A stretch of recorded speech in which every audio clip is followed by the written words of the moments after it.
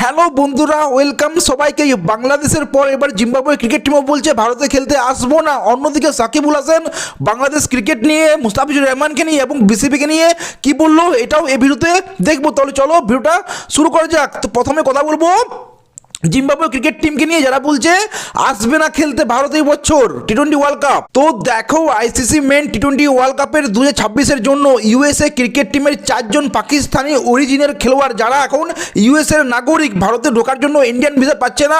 খেলোয়াড়রা হলো তোমার আলী খান, ইউএসএ অন্যতম সেরা স্টার প্লেয়ার। একে তোমরা সবাই চিনো, পাকিস্তানকে 2024-এ টি-20 ওয়ার্ল্ড কাপে হারিয়েছিল, এখানেও তার খুবই বড় একটা ভূমিকা ছিল।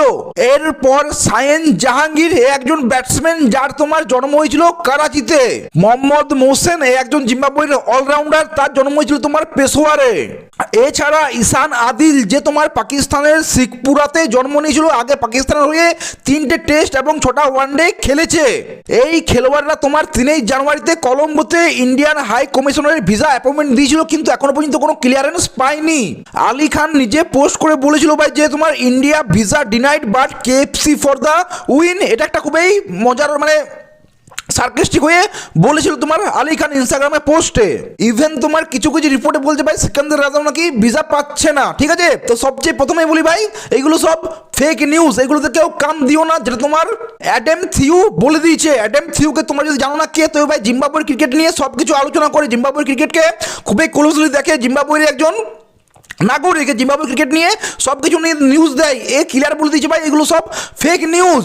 তো অন্যদিকে ক্রিকবাজ রিপোর্ট করছে ডিনাইড না ভাই, এটা জাস্ট একটা ওয়েটিং চলছে, যেটা তোমার সব জায়গায় হয়ে থাকে আর কি। যেমন তোমার এক্সাম্পল দিচ্ছি আমি, বাকি টিমসকে 3 থেকে 4 বার চেক করা হয়, কিন্তু পাকিস্তানের অরিজিন হলে ভাই তোমার 6 থেকে হয়তো 7 বারও চেক করে আর কি, ভালো করে চেক করে তবে পারমিশন দেয় ভারত। আর এর আগেও এটা হয়েছে, যখনই অস্ট্রেলিয়া খেলতে আসছো উসমান খাওয়াজার নিয়ে এটা হতো ভাই, ইংল্যান্ডের হলে মঈন আলীর নিয়ে হতো, বা তোমার শোয়েব বাসিরের নিয়েও এটাই হতো, সেম প্রবলেম প্রত্যেকবার দেখা দিত। তখন এটা আসতো না মিডিয়াতে, কারণ কি, কারণ এই হবে কেউ বলতো না ভাই। তো যাই হোক, গতকাল থেকে এটা নিয়ে পাকিস্তানের কিছু লোক, পাকিস্তানের মিডিয়া এটা নিয়ে পুরো গরম হয়ে আছে ভাই, ইন্ডিয়াতে খেলা হবে না, ইন্ডিয়াতে খেলা করা উচিত না, এসব নিয়ে পুরো ভুলভাল বকছে। যাই হোক ভাই, ওদের কাজ হচ্ছে ফেক নিউজ ছড়ানো, আর আমার কাজ সত্যিটা তুলে ধরার চেষ্টা করি সবসময়। তো যাই হোক ভাই, ফাইনালি তোমরা এটা জেনে গেলে, যেটা বলা হচ্ছিল ভাই Zimbabwe, USA, Canada, Oman, Italy, এগুলো অনেক টিমেই আসবে না ভারত, সেগুলো পুরোপুরি ভুল। এগুলো পুরো এখনো ওয়েটিং লিস্টে আছে, যেটা তোমার প্রত্যেকবারই হয়, এখনো সেটাই আছে। আর এই খবরটা তোমার ক্রিকবাজ থেকে জিম্বাবুয়ের ক্রিকেট আমি পুরোটা তুলে ধরলাম, যে কোথায় কি চলছে, ক্রিকবাজে কি বলছে, জিম্বাবুয়ের ক্রিকেট সাইড থেকে কি বলা হচ্ছে, সব কিছুই তোমাদের সামনে তুলে ধরলাম সত্যিটা রাখার জন্য। তো যাই হোক, এবার তোমার বলবো সাকিবুল হাসান কি বললো। তো সাকিবুল হাসান বললো ভাই যে মুস্তাফিজুর রহমানের সাথে যেটা হয়েছে সেটা খুবই একটা ভুল ডিসিশন, সেটা হওয়া উচিত ছিল না, এটা তোমার সাকিবুল হাসান বলছে।